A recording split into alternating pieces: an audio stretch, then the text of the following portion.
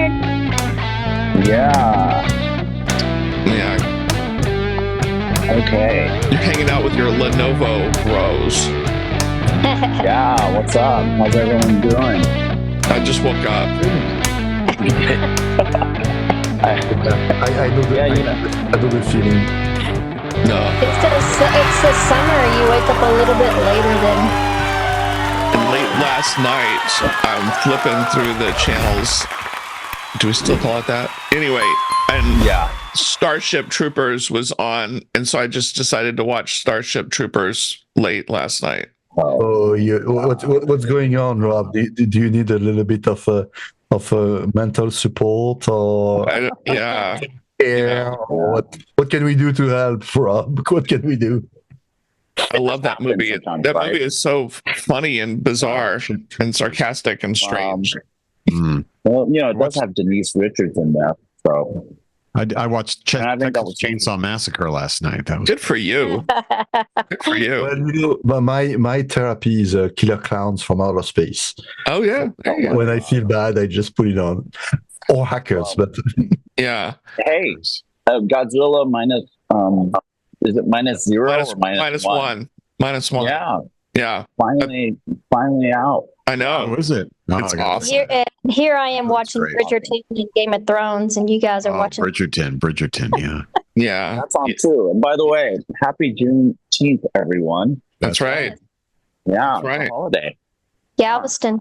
Galveston, a Texas holiday that made it nationwide recently. That's right. Yeah, It's a federal holiday, right? I don't know who or how or what, where someone outside of Texas discovered this holiday and said, "Oh, this is the thing," and maybe we should take it.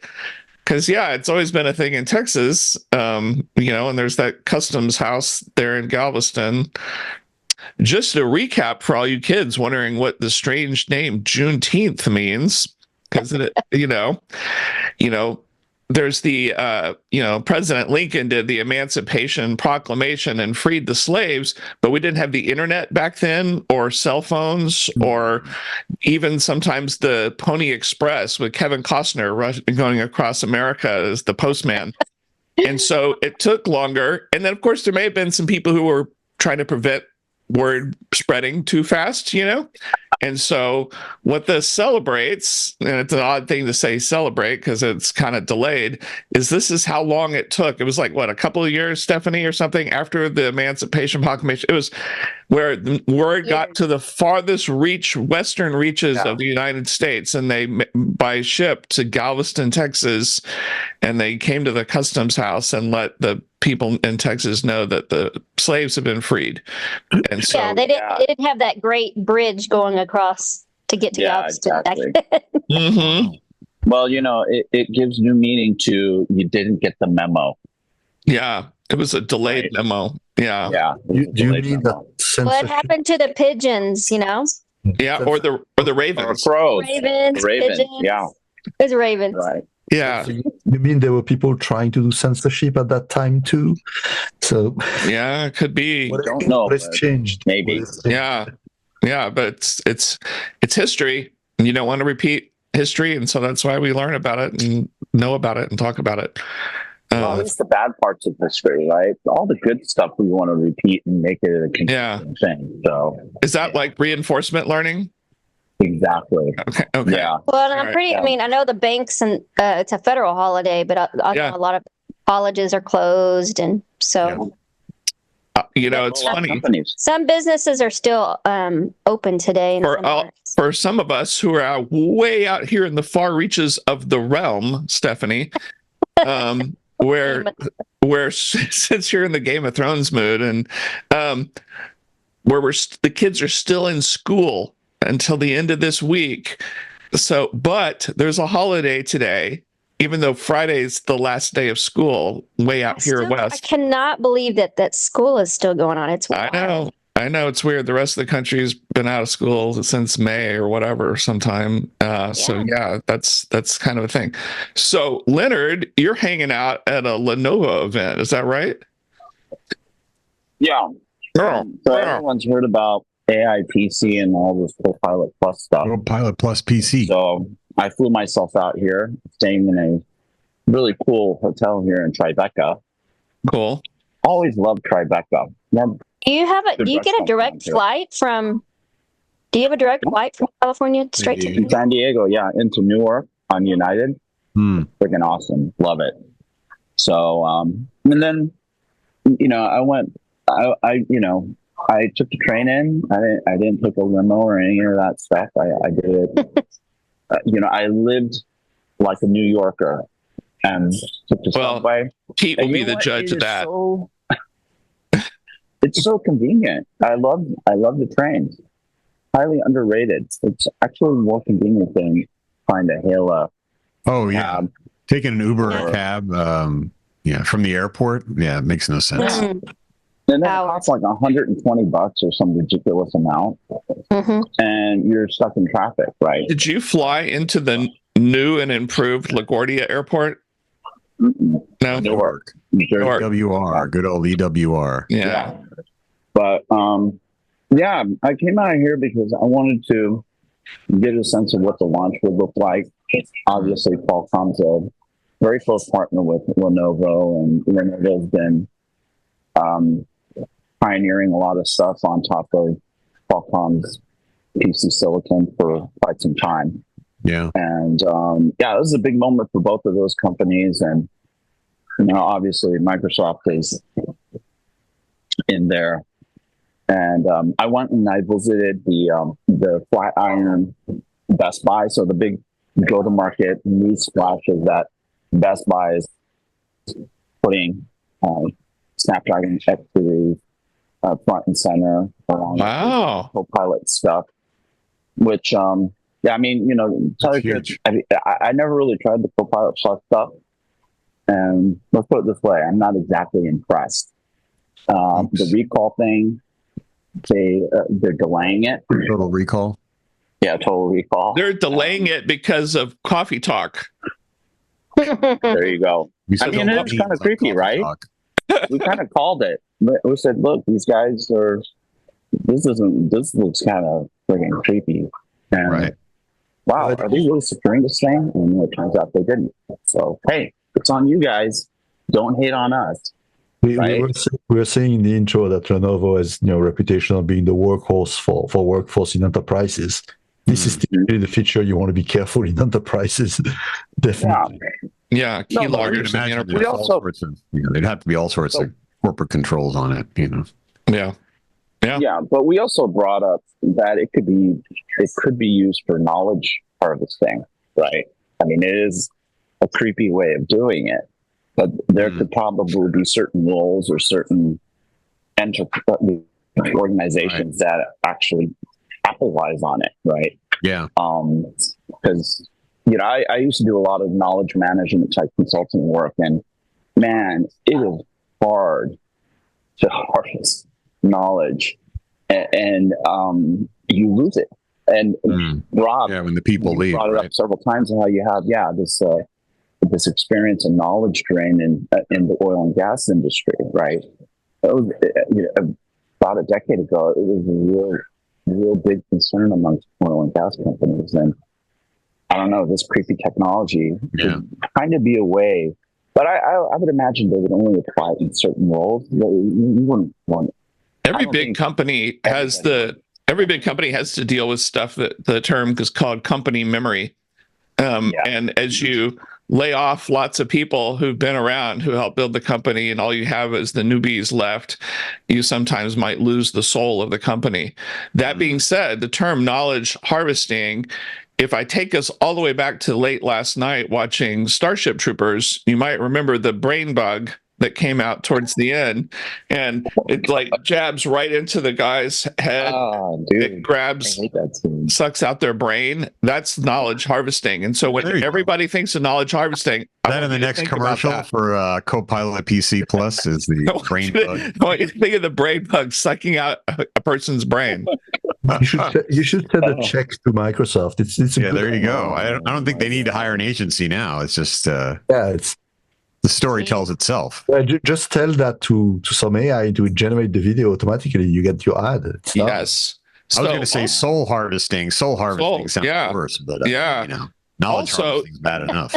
Also, something yesterday happened in media that gave some love to Lenovo, actually. In fact, I'm surprised he didn't get paid. So there I was doing my walk, and I'm listening to Joe Rogan's latest podcast where he's talking to ex-Navy SEAL and author Jack Carr. I don't know if you've read any of his books, but some of his books have been turned into TV series on Amazon. The Terminal List, anyway, they're talking, and he's talking about, and Joe Rogan's like, so do you still use a laptop to do all your writing? Because the guy he's writing a book a year, and he goes, yeah, I got a MacBook Pro or whatever. And Rogan goes, you need to get off of that thing right away. He goes, it's all about the keyboard. He goes, those Apple keyboards are crap. And Carr's like, what are you talking about? I'm a Mac guy. He goes, well, you'll just have to adjust. He goes, the best keyboards in the world come from the ThinkPad. And he goes, there's the guys at Lenovo, you might remember at IBM. And then he proceeds to talk about how the ThinkPad tries to mimic the old, the classic IBM keyboards that go all the way back to the electric typewriters. And he's talking about travel and how many more millimeters of travel you have on a ThinkPad when you're pressing the keys versus a MacBook. It was hilarious. Yeah. And I was like, sounds like somebody at Lenovo needs to get a promotion, whoever's in their market. Yeah, it's like, is this a paid advertisement? Is this product placement where he was basically pitching insert personal experience here? And so he's telling a major author to switch to a ThinkPad because it's got a better keyboard. So, well, I mean, they make a big deal out of it. Keyboard. It is a good keyboard, by the way. Yeah, Lenovo. I'm always been a fan. They were actually one of the first to build, as Leonard knows, Windows on Snapdragon laptop back in 2018. I think they were one of the first out of the chute. Yeah. They've always been innovative, and they've combined that with the old ThinkPad red eraser button stuff. So it's kind of a good mix of like cutting edge and kind of tried and true classic stuff. So yeah. For those of us old enough, there was actually one exception in this kind of magical great keyboards from ThinkPad was the Butterfly. Oh, yeah. Because it was opening. It was actually pretty crap because since it was cut in two pieces in the middle, it would actually bend when you typed on it. Flex on it. And flex on it. It was. What was that phone we saw, Rob, on our latest episode of Windows Phone WTF? It was like It was a phone that had a keyboard that opened this way. It was Sierra Wireless made it. Wireless, and it was like a little extra piece that folded out, and you would type on that, but it made no sense. Like balance was way off. So as I probably shared before, and I could bring it live in the studio here, I do have IBM ThinkPad Butterfly. And it still boots up OS 2. And the keyboard works like a champ. I remember them talking about how they had machines testing the keyboard, opening and closing it, every like 1 million times or something. But that was a thing. People were still thinking a laptop needed to be a certain size. We hadn't got to this point where we just said, "Who cares?" and have wide laptops. Right, wide screens. There was this notion it needs to be this big, and the keyboard would be bigger. It was almost like the close and play record player for you kids out there. Open it. Anyway, a lot of trivia. I have an anecdote on that because I was based in the UK at that time, and I think when it was launched, I was doing a trip to the US. So my boss sent me to CompUSA to buy 2 of these and bring them back to the UK because they were just out. Yeah. So I carried a couple across the Atlantic. Oh, wow. That's impressive. The type of engineering, this kind of human factors engineering, if you ever work with folks that design these kind of keyboards and other things that interact with humans, it's a really interesting specialty for design and engineering. So it turns out we humans are kind of like pretty consistently human in our shape and form, and so kind of contorting technology to work with humans and eyes and hands and ears and stuff is kind of a big deal. So, and it'll always be a big deal. So people that are in that space, it's very specialized. Talking about design, look at what came in the mail today or yesterday.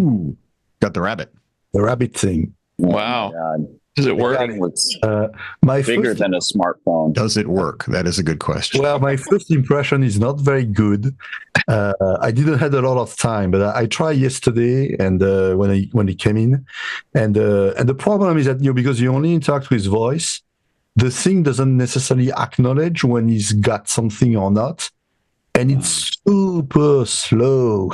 Oh no. Yeah. Really bad. Now I tried that like when Rob was watching his movie last night, and it was much better. So I don't know how much they pay OpenAI, but maybe the API throughput during the day is not so good. So getting the discount rate on the cloud. Yeah, discount rate. I have to work on it. The thing is that it has this kind of a rolling wheel thing interface, which it's actually in theory a good idea. That's why I was thinking of what you were saying, Pete. Human But factors. the problem is that because when it's flat, they don't want it to roll. They actually made it pretty. It's pretty difficult to rotate. So the feeling is really very. So it's a little sticky. Yeah, it is. It's not. Very Anyway, so the jury is out. I'm going to try to play with it in the coming days. Maybe we can It's talk a about. really interesting form factor, though. I mean, Well, you're supposed to talk to it, so it's a push to talk. So you're supposed to. yeah, but it's almost like pretty wide to be pocketable, even like. Yeah, it's. Yeah. Yeah. I don't. Okay. Well, it's. But It's kind of Dimitri's pocket has been expanded over the years from the pocket protector that he has in there, and so that's it right, should yeah. it should Special fit. custom shirts made. I used to wear those kind of blouse, but I didn't have the pen protector. But You You wore a need blouse. a blouse, boy. That yeah, you need to look like you worked for NASA in the '60s. You know, well, I Or- did it when I was a student because it was very convenient to put stuff in your pocket. And I have a funny, stupid story. But the campus, well, not the campus, the school. I was preparing for engineering school. I was a board. It's a boarding school, and the meals were awful. Like we were getting spinach when they were cutting the grass, and we were all convinced that we were eating the grass. But on the table you had salt and pepper, but that pepper was so bad I was always carrying your own pepper for lunch. His own spices. Yeah, so I had my spices in my pocket, in my left pocket, and my pens in my front pocket. Oh my gosh! So it's like basically Dimitri before going to school every day, he drops by Galeries Lafayette and Paris and goes to that third floor, and all the spices are there, you know. And he We all do that in France. Some people every French person does that, and they fill their pockets with spices and then go to school to have their gruel that they have to eat, and spice it up. So Dimitri, in the States we carry our tahini around. Yeah. Real Tabasco. Yeah, I'm looking forward to Dimitri's full product review of the rabbit. Yeah. I know. I'm gonna play with it. So I think It reminds me of that. Is it strictly enhanced push to talk over the top, or what's it running? yeah, well, the way it works is apparently you push the button and you press a long press, you start talking to it and you ask questions. Or you can also turn on the camera. So if you double click, it opens the camera and you can now see me through the camera, the little camera. And then it's a weird thing because you have to push and hold, ask your question, and then release, and then it takes a picture, and then it's try to answer the question about the picture. So it's a weirdo type of interface. So I'm still learning. Interesting. Yeah. I mean, I was also thinking the other day about the humane AI pin and how that's doing. There's a lot of people compare those two. So. Oh yeah. Haven't heard much about that. Yeah. I got to see that when I was at that Qualcomm event when they were hosting all of their partners. Yeah. Wow. And we got Bill. There he is. Oh my God. Really? Bill is in the house. What's up, man? It's been a while. Wow. We haven't seen you or Stephanie in a long time. It's good to have you guys back. And Rick Bellata's supposed to be on. Yeah, what happened? Like, how did you know he was going to be on? Was it like a sneak peek? Did he say? He said he was going to be on. He was back channeling me, getting all pissed off at Apple for releasing Apple or doing stuff with OpenAI. So he pulled a Elon Musk. Oh. Yeah. When he gets passionate or hot-headed about an issue, that's when he acts like he's going to come on, and then he doesn't come on. Yeah. Well, I thought, yeah, this was going to be his smack talking episode. I know we left out a He's plate of not here. cookies for him, and so I was Yeah. hoping he's going to show up. Come on. Yeah. And then The Mark was so crumb. anxious. He was in distress that he had to miss this episode because Rick Bellotto was going to be on, and then sure enough, Rick doesn't show up. So, but anyways, really quickly, our disclaimer. Hey, everybody. Thanks for joining us. I know we're in the midpoint of our rants here, but please take us seriously at your own risk. We're like an NPU. We are offloading the risk onto you. Okay? So it's all you. But enjoy the show. And remember, all the risk has been offloaded onto you. We're just having fun. All right. Not to be confused with So risk let's 5. resume. Exactly, not risk 5. This is not an advertorial. This is not an advertorial. I bought it with my own money, so Yeah. not Yeah. sponsored by the rabbit. So I want to go back to Leonard, because luckily his immense, analyst firm, NextCurve, flew him out there to go spend time with Lenovo. On the next curve jet. On the NextCurve jet. Yeah. Is Give that a his decent- boss a raise. Yeah. Yeah. Yes, I give myself a raise. But you said As a something new title. interesting. You said something that I want to dive into a little bit. You said you went to Best Buy in New York and they had a whole big thing set up, an end cap or whatever for the Snoop. All right. Was it reminiscent? The last time there's been computer stores with any kind of mania happening was the midnight lineup for Windows 95. Was it, was it like that? Was it like that? No. But it's something, because all those computer stores went out of business, actually. I mean, how many of us on this show went to a retail store to buy our laptops? Yeah. Raise your hand. Never. We just don't. We don't do that. People go to the Apple store and buy. Yeah. People do go to the Apple store. You're right. Right. Yeah. They still line up at the Apple store. Yeah. I still bought everything on Amazon for the Mac and everything. But like it's interesting though. If I go to Best Buy, which is like, what is it? The only one left. We Are they lost still open? barely. Yeah. Well, here's the thing. The Microsoft, Surface, the Surface line uses a Snapdragon X series, right? They only sell that model, or let me see if I can phrase this correctly, at their flagship store, right? And it was weird because the store that I was at, which was near the Flatiron building, that one didn't have the Microsoft Surfaces in stock. And so, it would have been interesting to see if there was a line at the Microsoft store, but at the Best Buy, I didn't. Right. I didn't see. But the anything. Microsoft store, I think they've closed most of the Microsoft stores too, right? They've gone. Microsoft stores are kind of closed down to just a few flagships. I mean, I never got those. Yeah. Well, Apple's doing it. Microsoft has to do it.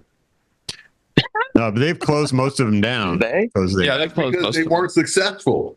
Yeah, they weren't successful because I also had everyone else's product in there as well as some of their own stuff. So I remember in San Antonio at the Shops at La Cantera, which is like an indoor mall, they had the Apple store right across from the Microsoft store, Always. But and Apple would be like completely packed, line out the door, and there'd be no one in Microsoft. Yeah. So I knew it that was embarrassing. So are we saying that people want to be seen going to Apple, but don't want to be seen by Microsoft? pretty much. So It I may have was a mentioned this. stigma. I mentioned this before.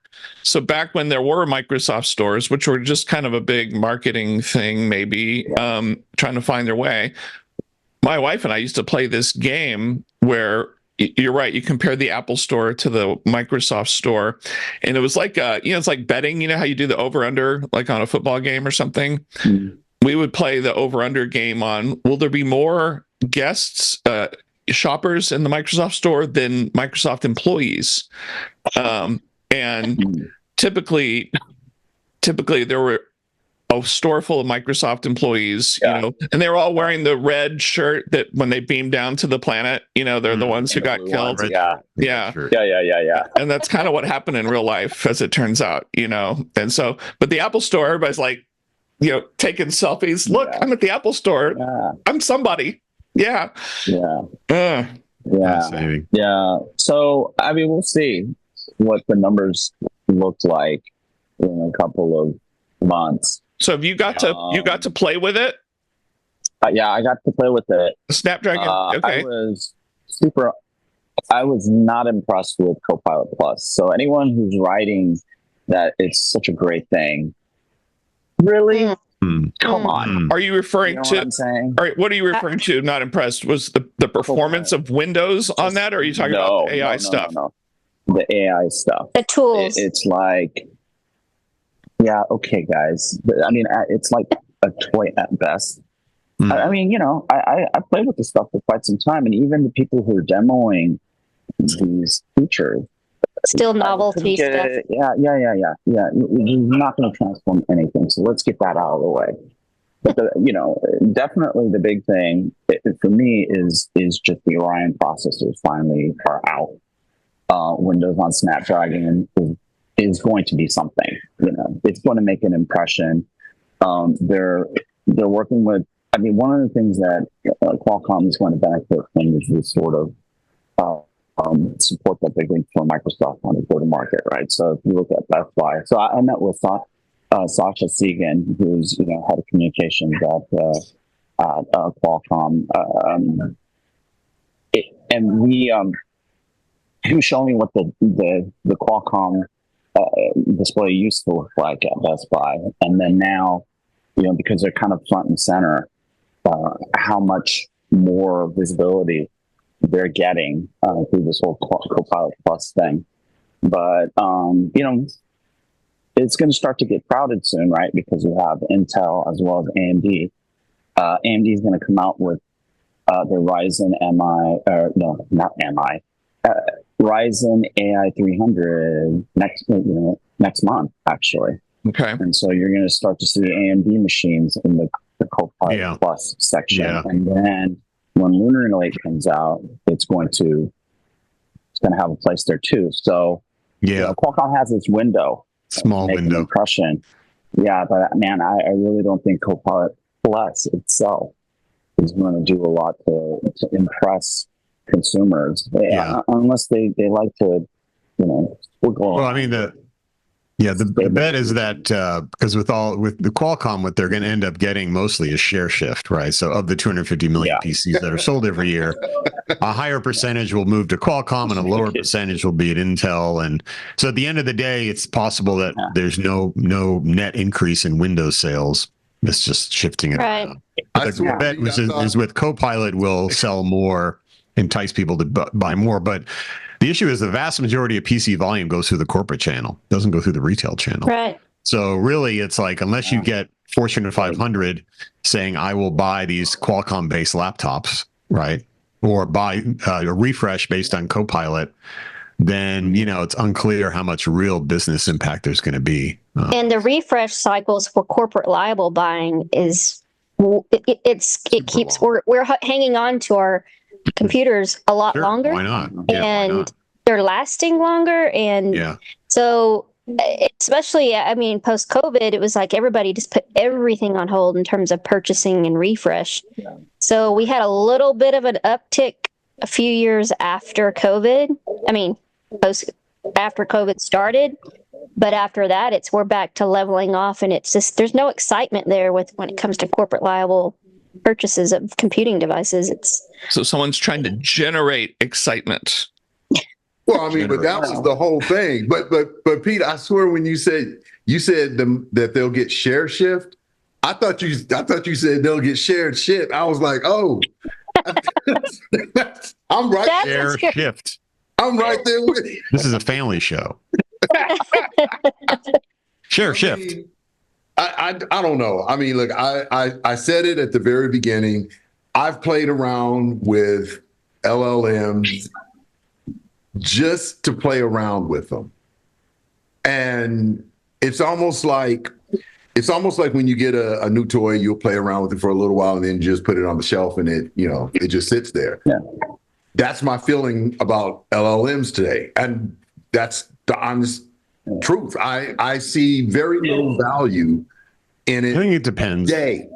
Today, as it progresses and as it gets more of the mainstream things that are needed to truly help you, other than chatbots, other than there are little things that it can do. Like I saw recently, someone made a playlist on Spotify. I don't know how much of hip hop fans you guys are, but Kendrick Lamar just put a song out. I mean, put a joint out that killed Drake. And there was a whole war going on between the two. Every single word. Mm-hmm. And I know that was ChatGPT or some LLM. Everyone was amazed at it. And I'm like, well, that's kind of what it does. It scrapes the web for information and then kind of compiles it. So ask it, give me a playlist that contains every word from this song. Mm-hmm. Yeah, it can do it. Yeah. Well, I think, so this is the thing. I think people are going to start to forget about that stuff because, there's some utility, but it doesn't support this hypothesis, especially for enterprise, that generative AI is going to have this exponential thing. It boils down to like MPU battery life for portables, right? That's what it's really going to boil down to. Yeah, battery life. And the cool applications and use cases are things like that magic mask thing for DaVinci Resolve. And so for creators, right, who are on the go or anyone who's trying to put together semi-pro type of content, when you're using these tools that tax the CPU and kill the battery life of your portable laptop or what have you, these type of practical applications that are mostly ML related, it's not generative, that's going to be really, really helpful. And that's one of the reasons why I love the MacBook Air 15-inch, right? It has the M2 in it, but man, it just lasts all day. It really lasts all day. And if I'm not doing that kind of stuff, it'll last, one charge, 3 days of use. It's like insane, right? Wow. So, and so this is going to be like the wow factor for, I think, a lot of enterprise users who I don't think really do. They just want to be able to get through the day, right? Yeah. They don't want their computer running out of battery in the middle of a meeting. Battery and weight. It's always those two things, battery and weight. Yeah. Since the beginning of time, as someone who worked in Windows myself and worked on laptops in like the 90s, it's always how thin and light can you make it and how long can the battery last, and everything else is commentary. Well, I think that the whole trend of AI PCs and AI smartphones is their goal is to try to make this look very sexy and to somehow increase their the purchasing and increase some awareness. But in the end, it's just like Leonard said, where we're actually seeing movement is very basic, practical applications that are not sexy at all. And they're all behind the scene type stuff. They're not end user facing, experience facing. It's just, we're not there yet, but they're trying to sell us that it is there. Well, apparently soul harvesting is the new thing. So I think that might be this laptop has a soul harvesting feature that will kind of suck your brain dry over 18 months, make you redundant and disposable. Yeah. That's what they're trying to do. I saw that on the sticker that was on this thing. Yeah. So Leonard, is there a story, is there a story about crazy battery life on these Snapdragon Elite X PCs? For Windows? The early word is that it's pretty impressive, right? And that it is setting a benchmark within the PC industry. There was a lot of skepticism coming in, but then when you look at a lot of the early testing that people have done, so there are folks who have gotten machines, from the various OEMs in the past month or so, right? So they're testing things out. And I think they've upped the game significantly. So Intel AMD, I think AMD in particular really has to come in with something good with AI 300. I think Intel with Lunar Lake it could surprise, quite honestly. So don't count Intel out. Think about corporate buyers, buying Intel-based laptops. That's always a safe bet. That's what they're used to. Always. And then if the thing has all day or multi-day battery life, but then comes in with a pretty heavy GPU and pretty nice parity. So Leonard, so basically you did your assessment of the AI there. You weren't that impressed.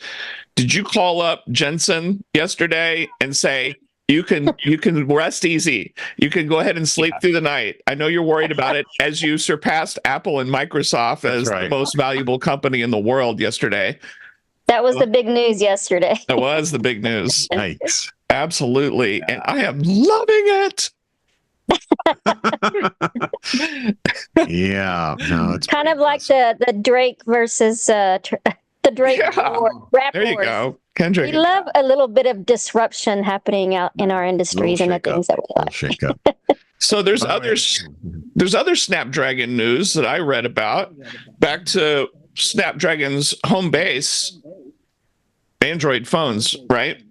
And so I read some blurbs that you know how they have the version 4 is the next one, whatever, the Snapdragon 8, Gen 4. And I read some blurbs saying it was going to be a lot more expensive, potentially. That chip's going to be more expensive. TSMC is going to make it at 3 nanometers. Obviously they want it to be competitive against the iPhone and their silicon. Right. And I think the last year or two, Snapdragon is getting a lot better, but I read something that said it could be 20 or 30% more expensive for some reason. I don't know if it was the manufacturing the chip, and so it could all be BS. But there was a lot of talk about it being more expensive, and will Samsung and others absorb that, or will the phone get even more expensive? No. Well, we know the answer to that question. Yeah, they should bring the Orion cords, but given MediaTek, what they're doing in premium, I think it's going to be difficult for Qualcomm or anyone else to charge more, right? Well, the average buyer, the mid-size and smaller, budgeted people, they put their stuff on a payment plan. They're not buying their phones outright. It's too expensive. Sure. Right. They're just looking at the monthly payment.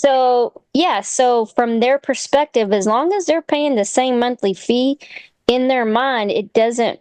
It's just one of those buying things where they just, instead of 36 months, it's 72 months. That's all. Right. It doesn't impact them until it comes down to paying. We need a new device. I need to upgrade. Oh, by the way, your balance is. Did the two of you used to work? Did either of you work at a car dealership? The payment buyers. Those floor mats are only extra $30 a month for 72 months. Hey, pretty soon we're gonna have Pretty soon we'll have buy here, pay here for our smartphone devices. They'll come get them if you haven't paid your bill. The repo man? Oh, the repo. Yeah, repo for phones. I think that'd be a new one. It's like they do with the challenge budgeted people for cars. I don't want the undercoating on my phone. I just don't take it off. I didn't ask for it. No, that's called a screen protector. That's okay. That's it. No, I'm on the forever plan. I every year I get a new phone. Yeah, I do. But I think also the difference in the model is that they don't necessarily make money out of the financing, because most of the financing are 0% or whatever. So yeah, there's a lot of hide the ball financing when it comes to phones these days. It's a little bit different of the car dealership where you get screwed on the price of the vehicle. It's unclear how much you're actually paying and how much it actually costs. And like you said, Stephanie, as long as it's $30 a month and that's what I was paying, and I get a new phone, then fine. And they sneak it. They'll sneak in that price increase. Yeah, I think it's more customer acquisition, right? I mean, they're playing the game of can I steal Verizon customers if it's T-Mobile? Can I steal T-Mobile customers if it's Verizon? AT&T, they kind of play the same game. Well, they got to add lines. That's it. When everyone has a line, the only way to get someone on your thing is to get them off someone else. So there's this continuous battle of people's, telcos paying for people to switch onto their network. Yeah. Are you saying it's still all about this? ARPU. It's about ARPU. It's software, Rob, nowadays. Wow, a physical SIM. That's a bit anachronistic. Yeah, it's kind of old guys thing. So it's all eSIM now, man. eSIM. And who do we have to thank for that? That has its own set of problems. I mean, tell us. You don't like eSIM? You're not down with eSIM? Well, no, I mean, so eSIMs have been around for a long time, right? But you're now approaching that era where you got users, and I'm thinking enterprise users, right? So those that'll say they want 2 profiles. Mm-hmm. And the eSIM is capable of housing multiple profiles, but those standards still haven't been accepted and adopted as yet. But press forward and act like it has. I mean, SGP 31 and SGP 42 are the main ones, and that's bootstrapping and provisioning, and then profile management. I mean, I would love to have 2 profiles on mine and at any time go, wait a minute, I'm using this one now. Yeah. But you're flip-flopping between carriers, and they hate that. No, yeah, telcos never want they don't want to take any friction out of switching from their network to anyone else. That's why a lot of these standards have been held up. Wasn't a few years ago T-Mobile launched their, I don't know what they branded it at, where you can set up your dual profiles with their, using both T-Mobile, though. They were like, stick with us for both profiles. Exactly. We can get you a corporate liable profile and then your personal profile all in one device. Right. Yeah, but the benefit around the profiles is I've had instances where my daughters are on AT&T and I'm on T-Mobile, and I don't have coverage, but they do. And then vice versa. So ideally, you'd be able to say, hey, wait a minute, this isn't working. I'm switching over here right now. They don't want us to do that. Yeah, no, they don't like that because you're messing with the holy grail of ARPU. You're arbitraging between least cost routing and all that other stuff. You're free, which is bad. Yes, freedom. Come on, Bill. Average. It was always been about average revenue per user, and then you talked about acquisition. Well, that all shifts if you're able to hop around. So I've had an experience. Juneteenth, damn it, and I want my freedom. Yeah. Well, I've had the experience where just within T-Mobile, like I'll flip back and forth between Android and iPhone, and you're supposed to, they're both doing eSIM, and they're supposed to be easy, seamless, maybe scan a QR code, whatever. And I can't speak for other carriers, but T-Mobile's like, the security problem is, they won't let you do it. They're making you call in and talk to someone and read them the IMEI to them over the phone, and then magically the other phone turns on and the other one goes away. And so anyway, that benefit of eSIM, like that seamless hopping back and forth, whatever, no way, right out the window. So to Bill's point, I don't know if it was Bill's point or not, but it was the actual SIM card. Turns out it was more convenient, because I could just pop it out and put it in instead of having to call somebody and be on the phone for 30 minutes to just try to do something. You forgot to mention convenient for who. I don't think it was any way a convenience for the network operators to go from physical SIM to eSIM. It's just cheaper for them to procure digital SIMs than physical SIMs. I think that's the only driver. Well, I mean, you have T-Mobile, they'll give you the option to, when you provision the device the first time, they'll say you can either use an eSIM or you can use one of the plastic SIMs. Yeah, I know. Yeah, it's only because they have demand for it, because some customers are probably moving their SIM from one place to another. But if they weren't, they probably choose whatever is less expensive for them. Right. Well, many times there's a lot of phones designed back in the day with multiple SIM slots too. So this is one thing you failed to show in the Windows Phone episode: a phone with multiple SIM slots. We didn't show that. Well, Yeah, Windows mobile phones were rare enough, but to find one with 2 SIM slots was that's like. Here is the challenge I'm sending to you guys. All right, Yeah. we'll go out. Yeah. Talk to the Sure you mobile will phone try. museum folks and see if they have. Someone needs to mail those that guys to will you. figure out. I don't think actually, Rob, correct me if I'm wrong. I think multi-SIM support in the Windows mobile platform was probably a little bit basic. I don't even know. It was basic. Back to how operators and other players were in control and not Microsoft. And so there were phones, but it was the OEMs had to write that code. That's right. Remember, the operating system was completely hackable, just like Android. Right. And so OEMs could do whatever they want to it. Yeah, they would have to write it, and it wasn't standard Microsoft code. So. Right. Absolutely. Wow. Got him tour. Yeah. I wonder if That's Pete a and lot of the Pete Eastern- and I should go to the Bellevue Best Buy and do a live broadcast there from the AI we'll live PC stream. Plus live stream to show it off and see if people are waiting in line and running out of the store. Look, I got it. I'd love to see that. I want to see how long it lasts. Yeah. Like I said, I didn't see any lines. No. I have video. It is what it is. There were no lines. According They weren't.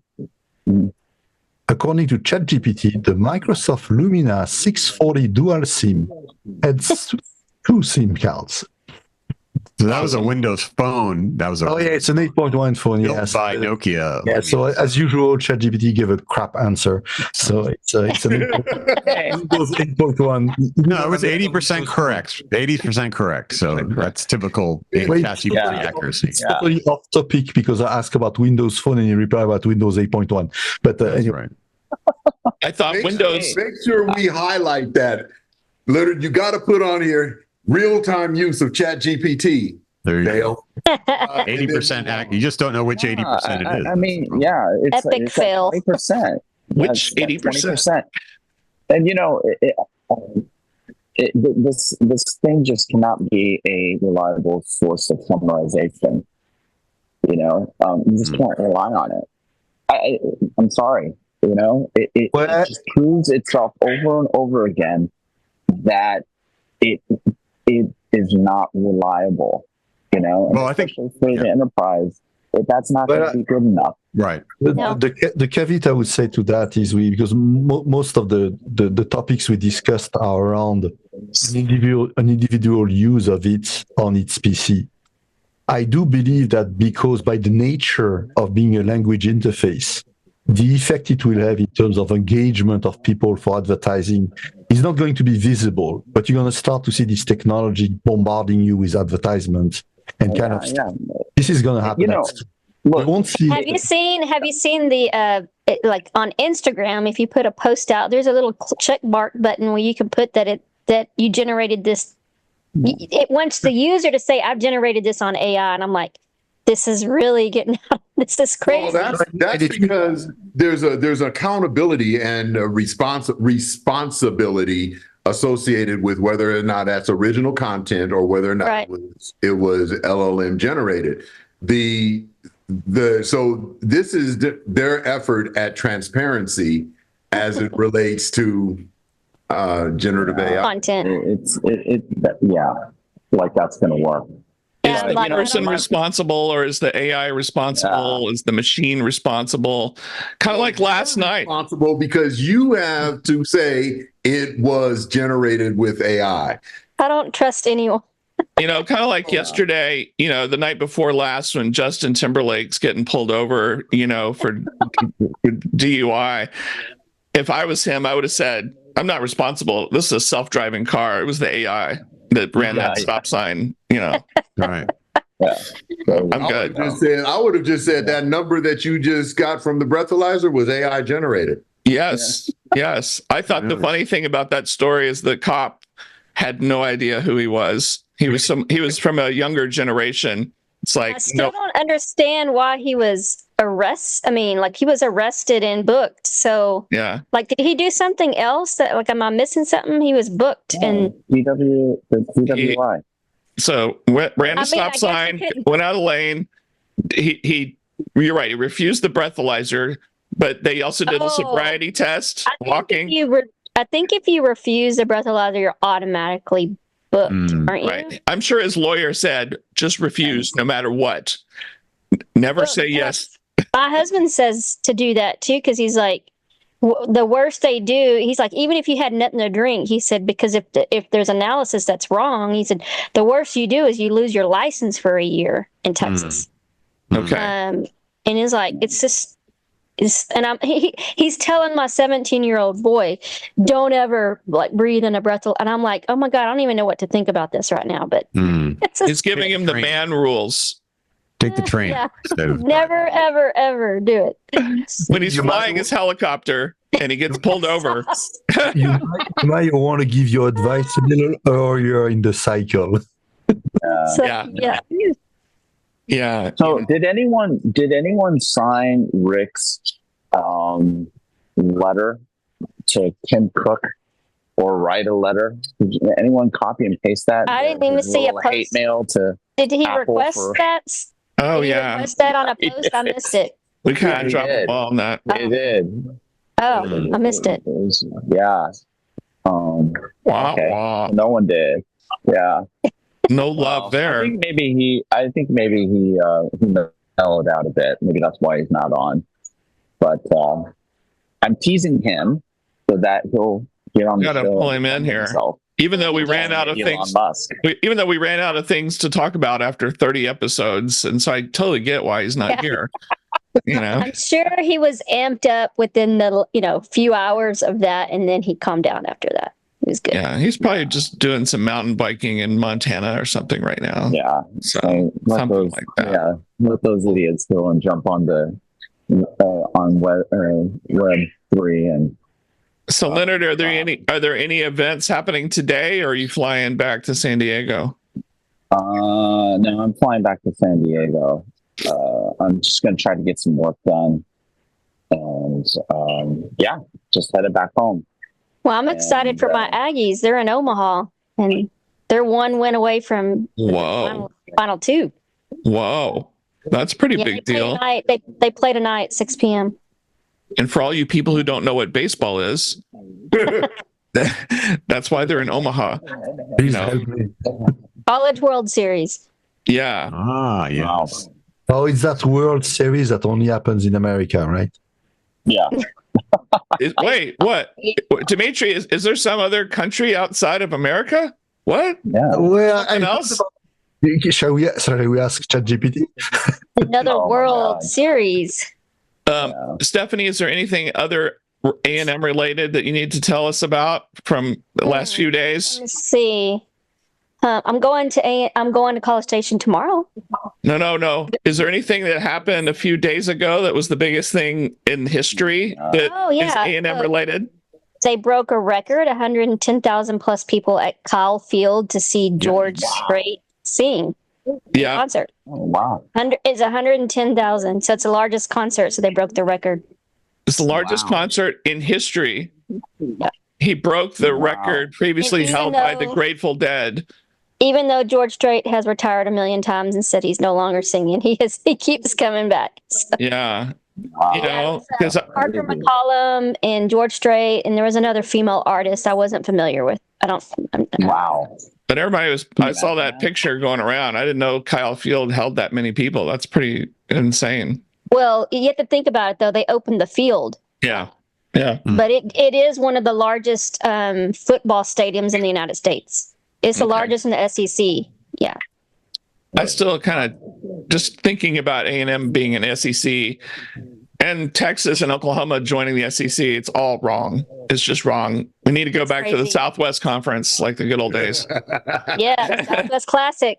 Did you know, too, that they held a Mexico versus Brazil game the week prior to the George Strait, or a few weeks prior? And it was... So A&M, like Kyle Field is starting to host some crazy things. Like that was huge for them to host Mexico versus Brazil. Yeah, I understand the word crazy associated with Texas A&M. I get that completely. Stop it. Oh my gosh. No, that's exciting. Good times. Yeah, I gotta do orientation with the Sun on Thursday and Friday. Yeah. That's exciting. That's good stuff, man. Wow. I'm loving that. I'm going to dial in next week from Milan, Italy. So we have our TinyML EMEA Innovation Forum in Milan. If anyone's in the area, awesome. Send me a message. I'll get you in there, and we're going to have a few hundred folks talking about TinyML things. So it'll be exciting. Awesome. And I saw, Pete, that you guys have a collaboration with 5V Media. That sounds awesome. 5V is our new media partner. We're rebooting TinyML Talks, which is a weekly kind of chalk talk on kinds of TinyML tech topics. So they're going to reboot that with me, and got some great guests coming up on that too. So it's been good. That's exciting. Yeah. Does TinyML qualify for AI at the edge? For sure, man. We're all about it. Big time. Actually, it qualifies for AI everywhere. Applications. What, Bill? Data center. Industrial IoT applications. Sure, definitely. Yes. Tons. Agriculture, water management, manufacturing, pedestrian safety. Things that matter. Yeah. Well, talk about all that stuff next week. The small expo I saw in Birmingham was mostly about industrial use cases, if I remember well. Yeah, a lot of industrial. A lot of agriculture too. I noticed, and energy. Yeah, agriculture and industrial. Yeah, a lot of vision. Anytime there's actually real valuable AI happening in the real world with real impact, then it's probably TinyML or Edge AI. Yeah. Not the chatbot Scarlett Johansson stuff that we've been talking about. Exactly. and by the way, even there. You should probably keep on calling it TinyML and not Tiny AI, because machine learning is a discipline that actually delivers value. Definitely not tiny chatbot. Tiny chatbot. Tiny Copilot. Copilot tiny. That's a good one, actually. All right, let's go way back in time. From early days of Windows. Does anybody remember Tiny Elvis? Both from Saturday Night Live. There was Saturday Night Live, and then it was a little application that you could run on Windows, like Windows 3.1, and of course it would Windows 95 was backward compatible, of course. Anyway, there was some ridiculous skit on SNL 1,000 years ago about Tiny Elvis. You can look it up. And then someone built an app, and it was an animated icon of Elvis. And he was sitting there doing Elvis motions and stuff like that on your desktop. And he'd say stupid things like, oh, that's a big desktop you got there. Anyway, I might as well just be put to sleep at this point. Well, that is a good chunk of interesting information. Yeah. So anyways. There's a lot of silly apps out there. Yeah. Like silly walks. It's going to be even silly more. apps. All right, I'm out. You're out. Maybe we. Yeah. Maybe we should all be out. Yes, Stephanie, can you take us out? Oh my goodness, what did we talk about today? We talked about a lot of BS with Copilot. It's a Gen AI mess. We talked about industrial IoT. Where are we going? Right? Where are we going? We talked about the Maggies. Whoop. Now, the big thing that we want to share with you guys is about Elevate Our Kids. It's been a while since we really bumped some things up there. We got to get some action going on with Elevate Our Kids. We need to reconnect Leonard with Hawaii. They have not followed up with me, by the way. Yeah, that's really weird. We've got a good chunk of change sitting in our Elevate Our Kids account, and we want to go out and buy some laptops for kids that are in need. So hopefully we can get some. If we can't do it with Hawaii, we need to find another location, really soon, because we've got some funds that are ready to. Speaking of laptop devices, which we talked about today, we need to go out and. This is made for these students. So we would love for you to support elevateourkids.org. You can go there. You can make a donation, a one-off donation. You can make a big donation and be a part of IoT Coffee Talk. Or you can go on there, and there's some links where you can buy the T-shirts and some of our swag for IoT Coffee Talk and support our cause and our podcast here today. So, and you can find IoT Coffee Talk at iotcoffeetalk.com. Anywhere where you have streaming, you'll find us. And we might be X or R or whatever, but you'll still find us. Yep. Whether you like it or not. We'll find you. And We'll find you. follow up with the rabbit full Yeah. detail on how that's working, and then hear back from Leonard on his final trip here. Well, I should get some machines. So I'm going to be testing these new Snapdragon X series machines from Lenovo. So I'll give an update on that as well. So Awesome. all right, guys. Safe Take travels, care. Pete. See y'all later. Take care. Bye, guys. Bye-bye.